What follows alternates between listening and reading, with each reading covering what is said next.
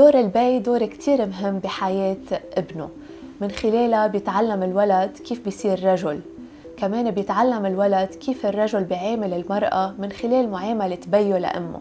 مشان هيك كتير مهم على البي أنه يعزز علاقته بابنه ويقضي وقت ممتع معه، ويكونوا عم يظهروا سوا ويلعبوا أمور بحبوها مثل الباسكت، الفوتبول، أو يمكن يكون عندهم اهتمامات مشتركة.